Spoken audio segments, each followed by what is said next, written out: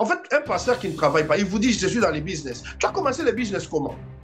Ce sont les avoirs des enfants de Dieu qu'ils ont emmenés, que tu as pris et que tu as investi. Tu as eu tes contacts. Il y a des gens qui t'ont donné parce que tu prêches. Maintenant, aujourd'hui, nous devons enseigner réellement à l'Église qu'elle doit reconnaître aussi sa position de reine. Pour Esther, on ne pouvait pas toucher. Vous êtes eunuque. Vous n'avez pas. La femme du roi est sacrée aussi. Vous voyez? Une église mature peut examiner celui qui s'appelle serviteur. Ça, ce n'est pas le caractère d'un homme de Dieu. Vous comprenez, ma soeur? Donc, des hommes comme ça, ce sont des serviteurs dont le Seigneur dit, par exemple, quand il reviendra, il ne l'appellera jamais fidèle serviteur. Vous voyez? Donc, parce que quand le Seigneur revient, il doit faire compte de la charge qu'il nous a donnée. Il a dit, qu'est-ce que la crainte de l'Éternel? Savoir maintenant le caractère de Dieu en soi. Vous voyez?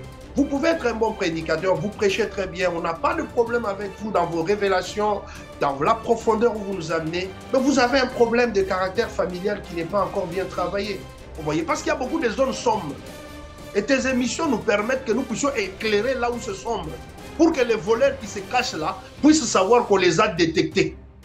Et alors, on ne te fatigue pas, ma soeur. Ne te fatigue pas. Je t'encourage à continuer comme ça parce que quand il y en a qui balancent n'importe quoi sur les réseaux sociaux, on les acclame. Mais vous, vous serez toujours combattus. Donc, nous serons parmi ceux-là qui vont vous soutenir parce que nous sommes d'une autre race. Et nous ne sommes pas nombreux. Bienvenue dans votre émission Méditons avec Safi. Aujourd'hui, nous vous proposons une réflexion essentielle pour la vie de l'Église. Ce n'est pas du haut de la chair que les ministres de Dieu doivent rendre des comptes. La chair est un outil donné pour transmettre la parole de Dieu, pour enseigner et édifier les croyants. Mais qu'en est-il lorsque cet outil est utilisé pour imposer un pouvoir ou influencer négativement les assemblées? Quelle est la véritable mission de la prédication et quels effets devrait-elle produire parmi les saints? Pour répondre à ces questions, j'ai le privilège de recevoir aujourd'hui l'apôtre Cephas Tchenda, un homme de Dieu engagé dans l'enseignement fidèle des Écritures. Restez avec nous pour ce moment d'enseignement et de vérité qui vise à encourager la croissance spirituelle et à renforcer nos assemblées. Que Dieu vous bénisse. Vous avez soif de connaissances. Vous posez des questions qui ont besoin d'éclaircissement à la lumière de la parole.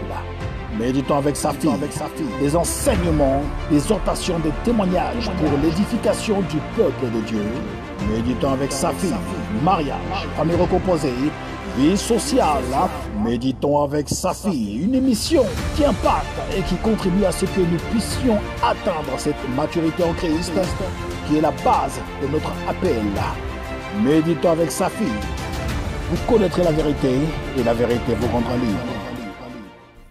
Apôtre Cephas, shalom, très ravi de vous revoir.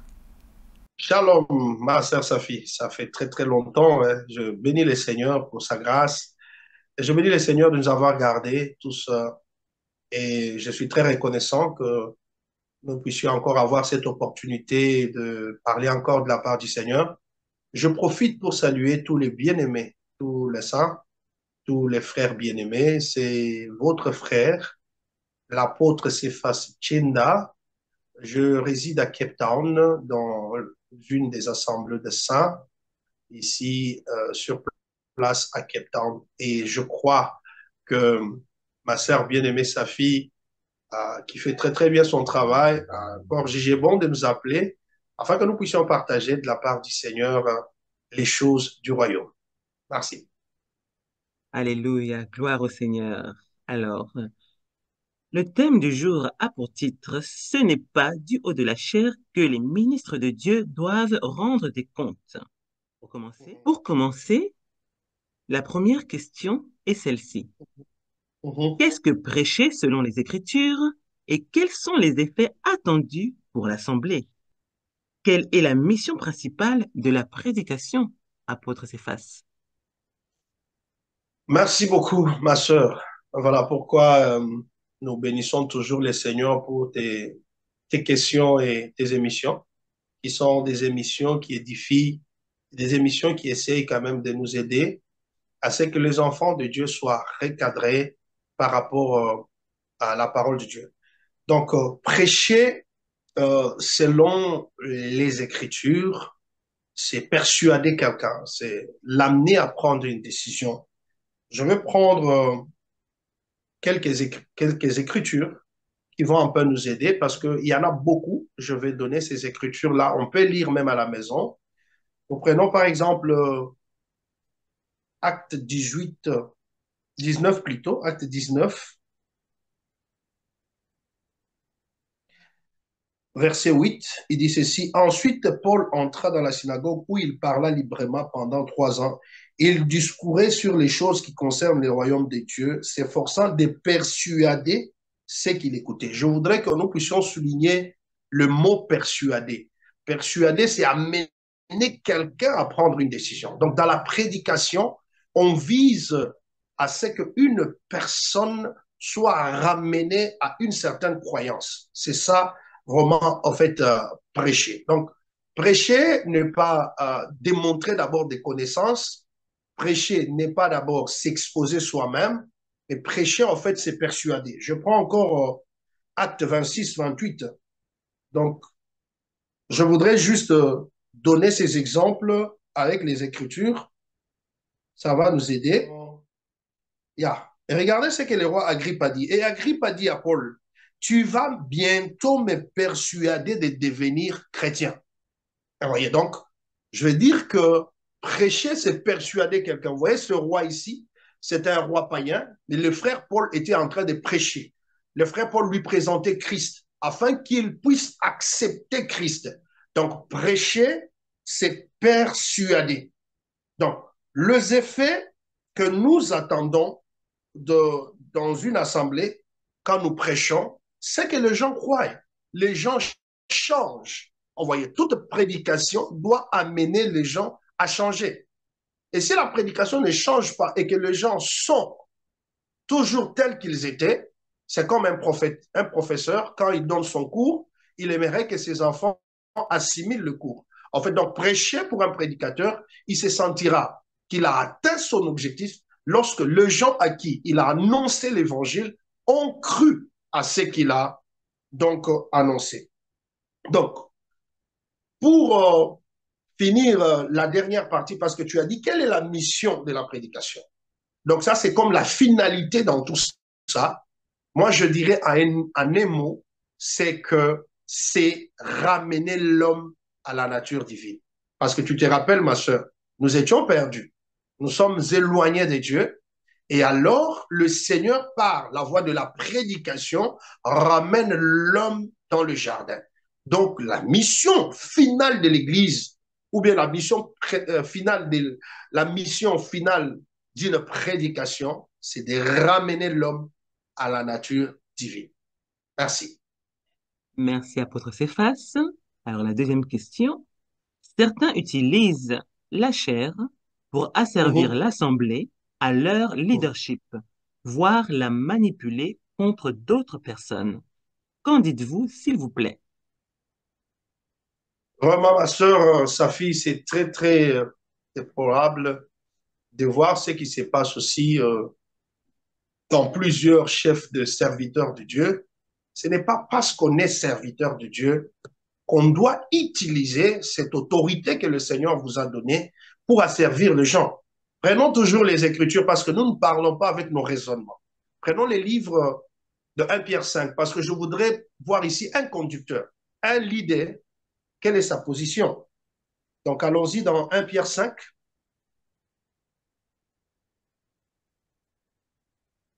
« 1 Pierre 5, je prends à partir du premier verset jusqu'au 4e. Ma soeur, vous allez voir comment le Seigneur retrace le profil d'un conducteur, comment il doit se comporter. Le frère Pierre dit ceci. Voici les exhortations que j'adresse aux anciens qui sont parmi vous. Moi, ancien comme eux, témoin de souffrance de Christ et participant de la gloire qui doit être manifestée. Maintenant, regardez comment il dit. Paissez le troupeau de Dieu qui est sous votre garde, non par contrainte, mais volontairement, selon Dieu, non pour un gain sordide, mais avec dévouement, non comme dominant. J'aime bien ta question, tu vois, à servir les gens. Le frère Pierre nous exhorte ici comme un bon pasteur, que nous ne devons pas être comme des dominants sur ceux qui vous sont échus en partage, mais en étant le modèle du troupeau. Et lorsque le souverain pasteur paraîtra, vous obtiendrez la couronne incorruptible de la gloire. Donc ici, ma bien-aimée sœur Safi, vous comprendrez que un serviteur de Dieu doit être un modèle du peuple. Il ne peut pas asservir le peuple. Il ne peut pas être comme un dictateur, un tyran. Vous voyez, il vous insulte, il vous dit par exemple, si vous voulez quitter, allez-vous-en. Ça, ce n'est pas le caractère d'un pasteur. Bon, est-ce que vous savez comment moi j'ai souffert avec cette église? Est-ce que vous savez où est-ce que j'ai commencé? Nous n'avons pas à connaître où tu as commencé. Nous voulons que tu nous montres le Christ. Donc, il y a des prédicateurs aujourd'hui. Sincèrement, ma sœur, je te dis, si tu es un enfant de Dieu, tu dois quitter des endroits comme ça. Donc, si l'homme qui est censé être ton conducteur, il t'amène pas la vie, il commence à être celui qui te fouette avec les fouets de fer, qui n'a aucune compassion de toi. Ça, c'est pas le caractère d'un homme de Dieu. Vous comprenez, ma sœur? Donc, des hommes comme ça, ce sont des serviteurs dont le Seigneur dit, par exemple, quand il reviendra, il ne l'appellera jamais fidèle serviteur. Vous voyez? Donc, parce que quand le Seigneur revient, il doit faire compte de la charge qu'il nous a donnée. Il a dit, si le frère Pierre le dit bien, on nous a donné ces bien-aimés, ils nous sont échus en partage. Tu es aujourd'hui, on t'appelle, tu es leur conducteur, tu es comme leur berger, mais tu es censé être leur modèle aussi. Je prends également 2 Pierre, 2, 1 et 3 pour aller vite, parce que je voulus que mes frères et même les hommes de Dieu qui vont nous suivre partout où ils sont, qu'on puisse un peu revoir les choses. Regardez ce qu'il est écrit, à partir du premier verset. Il y a eu parmi de peuples des faux prophètes, et il y aura de même parmi vous de faux docteurs, qui introduiront des sectes pernicieuses, et qui, régnant le maître qui les a rachetés, attireront sur eux une ruine soudaine. La Bible est claire, maman Saphir, suivez bien, ma soeur bien-aimée. Plusieurs les suivront dans leur dissolution, et la voix de la vérité sera calomniée à cause d'eux. Par cupidité, ils trafiqueront de vous au moyen des paroles trompeuses, eux que menace depuis longtemps la condamnation et dont la ruine ne sommeille point. Donc, vous voyez ici, le Seigneur nous annonce aussi qu'il y aura des mauvais serviteurs qui entraîneront aussi des gens. Vous voyez aujourd'hui les gens qui asservissent aujourd'hui, il y a aussi une prophétie sur ces choses. Mais à cause de ce qu'ils font, la parole, la voix de la vérité sera calomniée. Alors, donc, en tant que serviteurs de Dieu, enfants de Dieu, nous devons veiller sur l'héritage de Dieu, qui est le peuple de Dieu, et non plus à servir le peuple de Dieu, être un modèle en douceur. Je crois qu'on va toucher ça en une de tes questions. Je crois on touchera cela. Mais à ce que je puisse dire, ma sœur bien-aimée, un serviteur de Dieu, qui est un tyran, qui est un moulin, qui est un monsieur absolu, il faut les laisser. Que Dieu te bénisse. Amen. En tout cas, c'est très intéressant ce que vous êtes en train de dire, parce que je pense que lorsque j'ai préparé ce thème, je ne vous ai pas parlé de certains points. J'ai voulu laisser le Saint-Esprit vraiment vous conduire dans vos propos, sans vous raconter quoi que ce soit, sans citer de noms. Parce que je suis quelqu'un qui observe beaucoup les serviteurs de Dieu. Je prends le temps de méditer la parole et d'observer le fonctionnement de l'Église. D'où mes émissions, comme vous avez pu le dire au début, qui conduisent les gens à pouvoir, si je puis dire, se recadrer. Voilà. Et vous avez soulevé quelque chose de très important aussi, Yes. que j'ai entendu de la bouche d'un ministre de Dieu, dont je tairai le nom, qui pendant la prédication disait, si tu veux quitter, si vous voulez quitter, je crois, oui, si vous voulez quitter, il faut quitter quelque chose de ce genre. Yeah. Je ne me rappelle plus de la La phrase porte est exacte. ouverte. Voilà. Franchement, ça c'est vraiment assez choquant. Quelque part, on ne peut pas être choqué Très parce que ce sont des choquant, choses. pas assez choquant, ma soeur. Ah, très choquant, pas assez, très choquant, très Vraiment, choquant. vraiment. Une très grosse erreur qui peut sortir d'un leader, un conducteur. Si vous voulez Mhm. partir, allez-vous-en. Vous n'êtes pas pasteur, vous êtes mercenaire. Nous Mhm. devons les dire, ma chère Safi, nous devons les dire. Nous avons beaucoup de mercenaires. Nous avons des gens qui trafiquent sur les autres. Nous avons des gens qui sont en train d'influencer les autres, qui profitent sur les autres. Il s'enrichit, il est bien posé. Et dans l'église, il y a même des mamans qui ont un problème de loyer, il ne peut pas assister. Vous Mhm. savez, un tyran. C'est Vraiment. très. Yeah. Et vous savez, en réalité, c'est quoi, ma soeur Safi? Les fidèles ou les bien-aimés, les frères, ce sont eux qui viennent avec leurs contributions. Quand ils contribuent, l'homme prend ses contributions, il s'est fait une fortune. Et avec la fortune que vous, lui, avez fournie, il commence à vous fouetter. En fait, c'est vous qui l'avez rendu riche afin de vous asservir. Vous voyez? En fait, un pasteur qui ne travaille pas, il vous dit, je suis dans les business. Tu as commencé les business comment? Ce sont les avoirs des enfants de Dieu qu'ils ont nés, que tu as pris et que tu as investi. Tu as, tu as eu tes contacts, il y a des gens qui t'ont donné parce que tu prêches. Et avec cet argent-là, tu commences à les asservir. C'est ça le problème. Très important, cher apôtre, que le peuple de Dieu puisse écouter et comprendre ces choses, non pour accuser ou fouetter les serviteurs de Dieu, mais pour développer le discernement et ouvrir les yeux.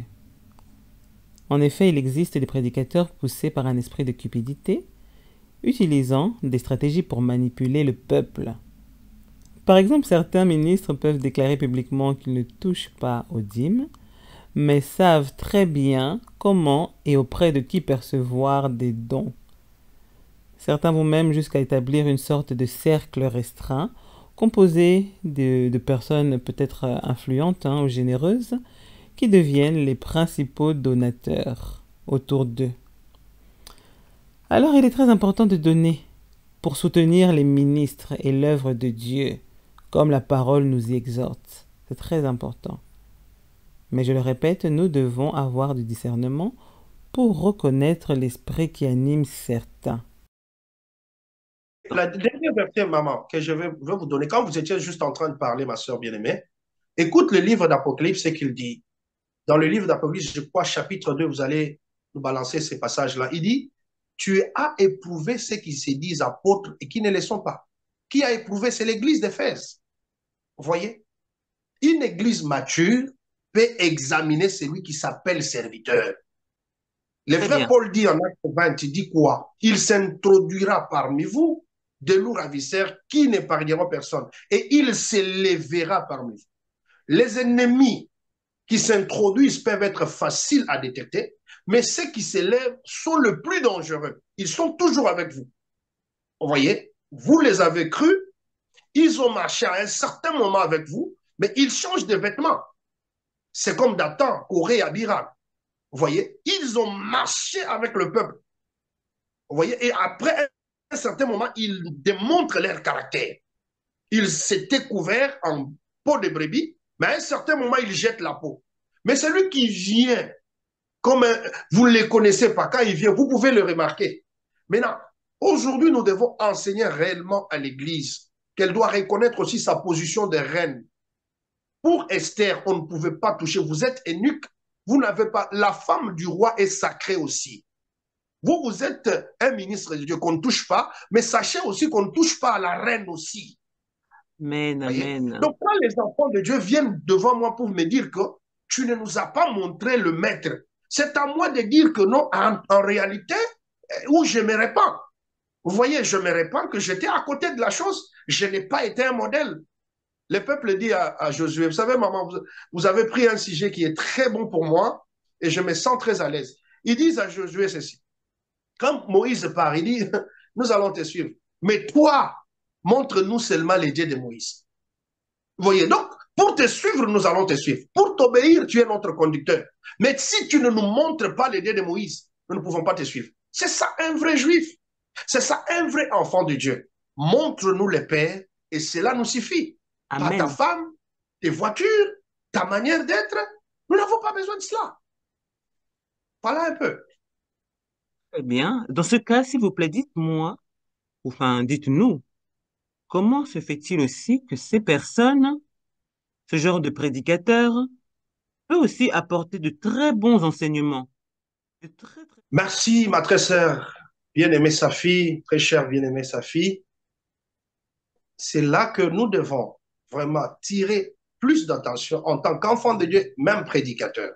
Lorsque nous croyons au Seigneur Jésus-Christ, le Seigneur régénère notre esprit.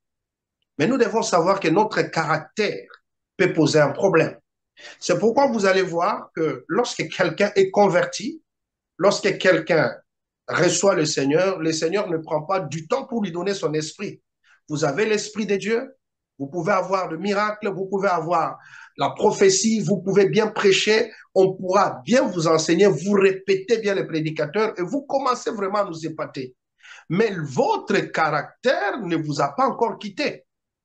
C'est pourquoi il faudra que le caractère chrétien s'ajoute dans l'homme de Dieu ou dans un enfant de Dieu. C'est pourquoi le Seigneur nous exhorte à ajouter à notre foi certains éléments. Vous voyez, c'est dans le livre de 2 Pierre. Au premier chapitre, on dit, nous pouvons prendre cela et je veux pouvoir quand même nous aider. Nous tous, nous devons travailler. Nous tous, nous devons travailler. À un certain moment, ma bien-aimée, sa fille, même le frère Pierre, qui était un apôtre de Jésus-Christ, avait un problème d'hypocrisie. Ça, c'est le caractère. Il ne pouvait pas manger avec les autres, vous voyez. Mais qui va dire que l'apôtre Pierre n'est pas serviteur de Dieu? Donc, prenons le livre de 2 Pierre, à partir du premier chapitre. Il nous dit ceci, au verset 5. À cause de cela, même, faites tous vos efforts pour joindre à votre foi la vertu, à la vertu la science, à la science la tempérance, à la tempérance la patience, à la patience la piété, à la piété l'amour fraternel. Vous voyez ces choses-là, c'est ce que le frère Paul reprend aussi dans le livre de Galates 5. Il dit ceci, le fruit de l'esprit, c'est l'amour, la joie, la bonté, la bénignité. Ça ramène maintenant dans l'homme le caractère de Dieu pour devenir semblable à Jésus. Vous pouvez bien prêcher, mais vous n'avez pas le caractère de Dieu. Et le caractère de Dieu, c'est travail, ma soeur.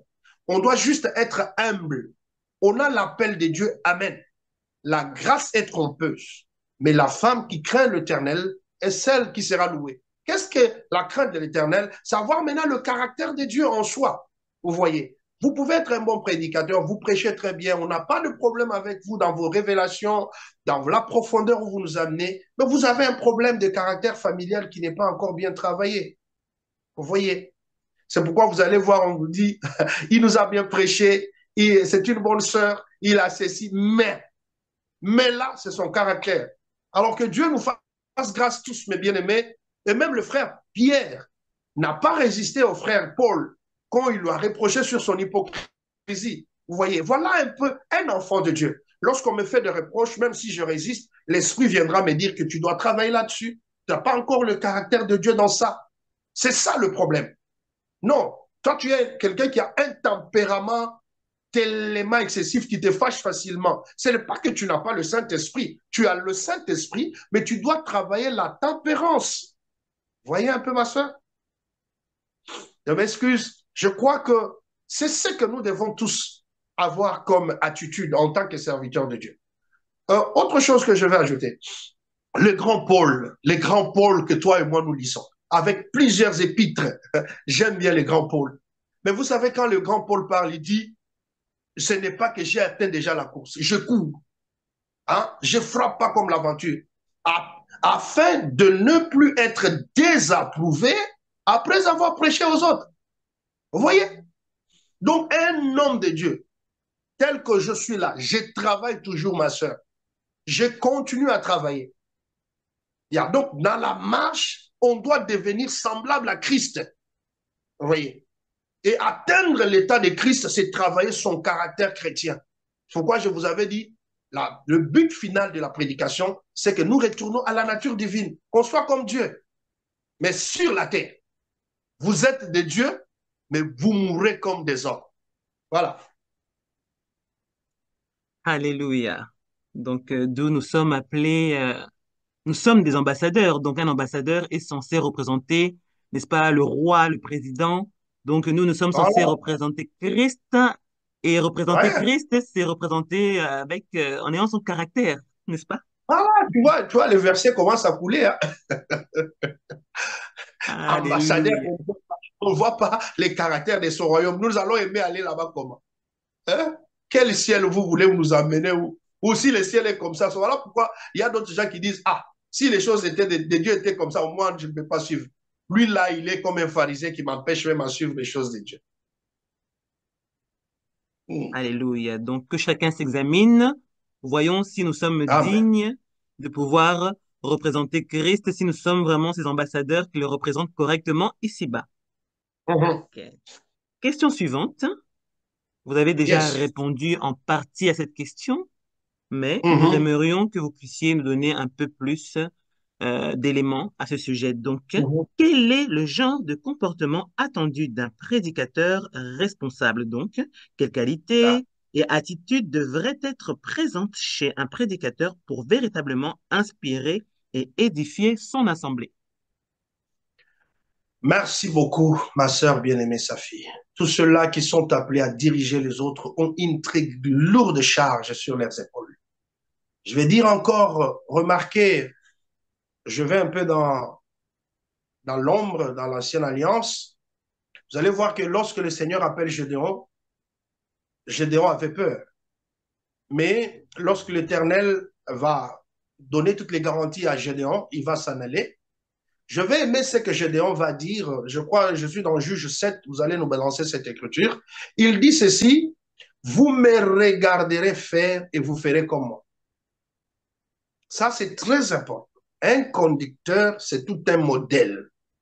C'est une référence. Le frère Paul dit ceci, je crois c'est 1 Corinthiens 11, premier verset. Soyez mes imitateurs, comme moi je suis imitateur de Christ. Nous, avant d'imiter Christ, nous voyons les prédicateurs. Donc, les peuples ne voient pas directement Christ. Ils voient le prédicateur, au travers du prédicateur, ils ont vu Christ. Ça, c'est très important. Il y a des prédicateurs qui sont incapables de vous dire, imitez-moi. Donc, dans un ministre de Dieu, c'est pourquoi vous allez voir que être un serviteur de Dieu, c'est pas seulement le parler, c'est être aussi un modèle. Et je vais prendre un Timothée 4,12. Ça c'est très important, ma soeur. Que Dieu te bénisse pour ça. Pour ça. Parce que ce que tu fais dans tes émissions, c'est quoi? C'est pour que nous puissions quand même vérifier les zones sombres du pays. Vous voyez? Parce qu'il y a beaucoup de zones sombres. Et tes émissions nous permettent que nous puissions éclairer là où c'est sombre. Pour que les voleurs qui se cachent là puissent savoir qu'on les a détectés. Et alors, on ne te fatigue pas, ma soeur. Ne te fatigue pas. Amen, amen, amen. Voilà, je t'encourage à continuer comme ça parce que quand il y en a qui balancent n'importe quoi sur les réseaux sociaux, on les acclame. Mais vous, vous serez toujours combattus. Non, nous serons parmi ceux-là qui vont vous soutenir parce que nous sommes d'une autre race. Et nous ne sommes pas nombreux.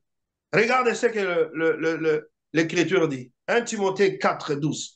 Que personne ne méprise ta jeunesse. Beaucoup de gens aiment ces passages. Ils aiment. Que personne ne méprise ta jeunesse parce qu'ils veulent l'autorité. Mais qu'est-ce que la suite dit? Mais sois un modèle pour les fidèles. Tu vois un peu? Ça, c'est un leader, c'est un conducteur. Le frère Paul parle à un ministre de Dieu. Ce qu'il devrait réellement être. Sois un modèle pour les fidèles. Comment? En parole, en conduite, en charité, en foi, en pureté. Ça, c'est un ministre de Dieu. C'est ça le prototype d'un vrai serviteur de Dieu. Si vous ne remarquez ça, nous sommes en train de dessiner le prototype d'un ministre. Un ministre léger, un ministre qui n'a pas de pureté, légèreté dans sa manière de parler. des insanités qui sortent de sa bouche. Vous ne voyez pas la sainteté qui sort de sa bouche. Tu considéras le sacrificateur comme saint. Aujourd'hui, quand tu rencontres un homme de Dieu qui est saint, il te communique la sainteté directement. Ce qui sort de ministre n'est pas seulement la puissance, mais la vie de Dieu. Vous savez, il y a des personnes qui me rencontrent des fois en cours de route, je n'ai pas parlé, disent, tu es ministre, tu es serviteur de Dieu. Je dis, qu'est-ce qu'il a remarqué? Je n'ai pas encore parlé. Parce qu'il y a tout un caractère tout autour de celui qui est appelé ministre. Il doit être discipliné comme son Seigneur. Je prends également 2 Timothée 2, 24. Ma sœur Safi, plutôt que Dieu te bénisse. Je dis encore que Dieu te bénisse. J'ai aimé vraiment cette émission. Amen. Regardez ce qu'il est. 2 Timothée 2, 24. Or, il ne faut pas qu'un serviteur du Seigneur ait des querelles. Combien de prédicateurs se querellent avec les fidèles? Combien de prédicateurs, vous les voyez en train de se lancer des bombes, même sur des commentaires avec des fidèles? C'est l'affaire qui sort de ta bouche, c'est comme ça que tu es très impoli. Voilà. Est-ce qu'un ministre de Dieu est appelé à discuter avec des fidèles comme ça? Il est querelleur. Vous les trouvez avec les voisins, il ne sait pas se comporter bien avec ses voisins. Il doit être au contraire, il doit au contraire avoir de la condescendance pour tous. Être propre à enseigner, doué de patience. Regardez ça, maman. Les prédicateurs que nous avons aujourd'hui sont en vitesse pour vous jeter dans l'affaire. Ils ne sont pas doués de patience. Beaucoup d'hommes que nous avons aujourd'hui sont des hommes qui imposent ce qu'ils veulent. Ils ne sont pas doués de patience. Un peu de patience fera que la personne démontre le caractère de Dieu. Un homme de Dieu, c'est celui qui a le cœur de Christ, qui pourra dire, ne les coupe pas maintenant. Je vais creuser tout autour, vous voyez l'arbre, non? Les vignerons. Je mettrai du fumier. Peut-être l'année prochaine, il produira encore. Lorsque vous remarquez, ma soeur Safi, lorsque vous remarquez un homme de Dieu, vous aurez le goût d'aller au ciel. Vous remarquez un vrai serviteur de Dieu, il vous communique des choses. C'est pourquoi le frère Paul disait, je viendrai pour vous communiquer quelques dons. Mais aujourd'hui, nous avons autre chose. Prenez également un titre 5, 9, ils peuvent lire. On parle d'un ancien, tous les critères d'un ancien. Vous pouvez prendre aussi 1 Timothée 3, on parle du comportement. Vous allez voir qu'on ne pouvait pas donner la charge à quelqu'un comme ça s'il n'a pas rempli certains critères. Aujourd'hui, nous avons beaucoup de parvenus. Permettez-moi le terme. Nous avons aussi beaucoup de gens qui n'ont pas été forgés, qui d'autres serviteurs n'ont pas travaillé tout autour d'eux. Parce qu'avant de devenir serviteur de Dieu, dans l'ancienne alliance, vous allez voir toujours, on était d'abord serviteur des hommes. Hein? Samuel était serviteur d'Élie. Josué était serviteur de Moïse. C'est pour travailler le caractère. Tout homme de Dieu que vous voyez travailler bien, remarquez que derrière lui, il y a eu quelqu'un qui l'a encadré. Il y a toujours des gens qui l'encadrent. Vous voyez, parce qu'on ne donne que ce que l'on a. Pour être disciple, les disciples étaient d'abord à côté de Christ. C'est pourquoi il y a deux gens qui se réveillent aujourd'hui. Dieu m'a parlé. Ou bien il est assis à l'église, il reçoit beaucoup de cassettes, il reçoit des enseignements, il enregistre. Aujourd'hui, il voyage, il va quelque part, il est déjà serviteur. Vous allez vous demander où est-ce qu'il a été travaillé dans le caractère. Vous voyez, ce sera un problème. Ou même si tu rencontres que tu as un appel, fais-toi aussi former, fais-toi aussi encadrer, parce que tu peux avoir la grâce. Dieu t'a appelé, la grâce, ça ne dépend pas d'un homme. Mais lorsque tu trouves qu'il y a des failles qui feront que ça ne passe pas, fais-toi aussi disciple quelque part. Vous voyez, cela fera que ce que tu as soit accepté. Vous voyez un peu. Donc, tel que tu me vois là aussi, j'ai des ministres, j'ai des hommes de Dieu que j'écoute. Hein. Alors, ne t'en fais pas. Et ces faces que tu vois là en train de te parler, il a aussi des gens qui s'élèvent, ils lui disent ça, c'est pas ça. Vous voyez. Et j'essaie de vérifier, c'est correct, j'ai dit, Amen papa, merci pour m'avoir amené. voyez? Donc, mais si vous voyez de Melchisedec aujourd'hui, il n'écoute pas. Il pense que non, comme on sert déjà Dieu, on ne pourra pas vous parler. C'est pourquoi vous allez voir également, j'entre dans une autre matière, mais c'est très important. Regardez, Moïse, le Seigneur n'est jamais venu dire à Moïse, tu vois ce que tu fais là, c'est mauvais. Non, non, c'est Jéthro, son beau-père, qui est venu le conseiller. Dieu a pris la veste de Jéthro, le costume des conseillers, un sacrificateur de Madian, pour lui dire, tu fais mal, ce que tu fais là, c'est pas ça. Mais lui, c'était l'homme de Dieu, c'est lui qui avait vu le buisson ardent, celui qui son bâton changeait. Il était l'homme de feu, l'homme de puissance, oui, mais n'a jamais vu qu'il allait mourir, que la charge était grave. Depuis ce jour-là, lorsque Jéthro a conseillé à Moïse de placer les anciens en Israël, c'est à partir du conseil d'un sacrificateur de Madian que les anciens sont en train de, en Israël. Dieu n'est jamais venu dire à Moïse, pourquoi tu as écouté ces Madianites-là? Voyez. Donc, c'était Dieu lui-même qui s'est chargé de parler à son serviteur. C'est de l'humilité. Nous avons, pour terminer, parce que je ne vais pas terminer si je parle comme ça, pour terminer, j'ai dit ceci, remarquez ma sœur Safi, Esther a deux personnes qui travaillent dans sa vie. Il y a Mardoché, son oncle, qui est à l'extérieur, et il y a Égaï, qui est à l'intérieur. C'est qu'il y avait un serviteur au-dedans et un serviteur au-dehors. On a toujours tendance à écouter l'esprit, Dieu parle. Ça, c'est Égaï à l'intérieur, le Saint-Esprit. Mais on a tendance à ignorer le Mardoché qui est à côté là. Vous voyez? Donc, Dieu peut se servir d'une femme, d'un homme, pour parler à son serviteur, parler à son enfant. Il faut seulement avoir le discernement que ça vient de Dieu. Il a pris cette forme-là, une forme que vous pouvez minimiser. Vous voyez, parce que quand un homme vient vous parler, vous pouvez vous dire, il veut m'induire peut-être en erreur. Mais c'est Dieu qui a pris cette forme-là. Il a trouvé que pour que je lui parle, je parlerai par Jéthro. Vous voyez? Et Moïse, c'est un homme averti. Aujourd'hui, je marche aussi comme ça. J'écoute beaucoup. Quand quelqu'un me parle, j'essaye d'écouter, je dis, là, c'est Dieu aussi qui me parle. Il ne descendra pas toujours m'inspirer. Il n'est pas seulement au-dedans de moi, il m'entoure aussi. Il m'apporte aussi des orientations. Voilà un peu ma soeur. Gloire à l'Éternel. Donc, Dieu parle tantôt d'une manière, tantôt d'une autre. Il peut passer par qui il veut.